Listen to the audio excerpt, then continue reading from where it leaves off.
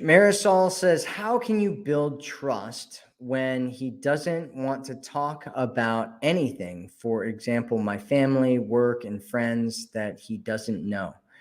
Well, like I said, trust isn't necessarily about talking about stuff, right? It's about a whole bunch of different things, and it's usually, I mean, it can be, right? It could be about you getting vulnerable. It's really about um, taking risks and doing things that are difficult, right? Doing the difficult things. The more you do difficult things with people, the more that they trust you, because you're in a difficult situation. It's like you can go one way or the other.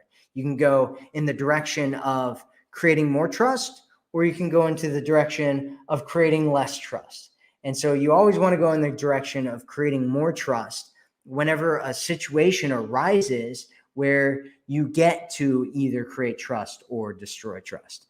And that's kind of the key there. Does that make sense, Marisol? So, he doesn't want you to talk about your family, work, and friends that he doesn't know. And you'd have to tell me more about what you're trying to talk about, right? Because just talking about your family and work and friends, that doesn't mean anything, right? That doesn't mean that you're going to build trust through talking about it, right? Why would that build trust? One of my big concerns here, though, is, it kind of depends. It depends on what you're talking about. Because if you're going into like girl talk and you're like, right, and just like detailing everything that's going on in the relationships with all these different people, a lot of guys, when they hear that kind of stuff, are like, oh my God, just like end it now, please, just end it.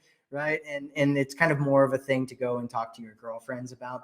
But I'm just going to assume for a second that you're not doing that. And instead, you're talking about maybe meeting those people, or how much you like those people, or something like that, hopefully.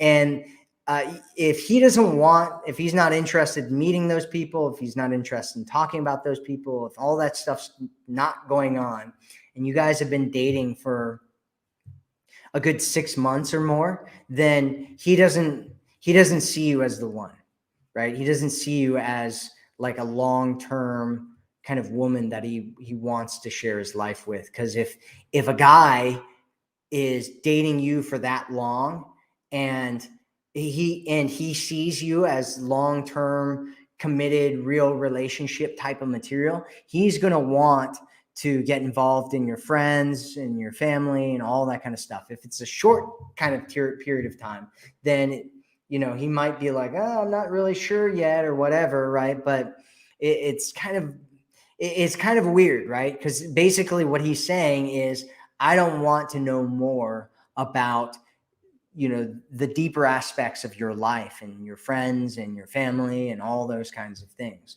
And if he doesn't want to know about any of that stuff, assuming that it's not going into kind of girl talk thing, then it's likely that that's a big red flag, because what he's saying is, I don't want anything deep with you at all, right? And that's what you want. And you want that. And my suggestion is that you get something like that before you get physically intimate with a guy at all. Because if you're dating a guy and he's like totally not interested in hearing anything about your friends and family, and he's just like, I don't want to talk to you about that, right? It's like, he's basically saying, I don't want anything deep. I don't want anything real.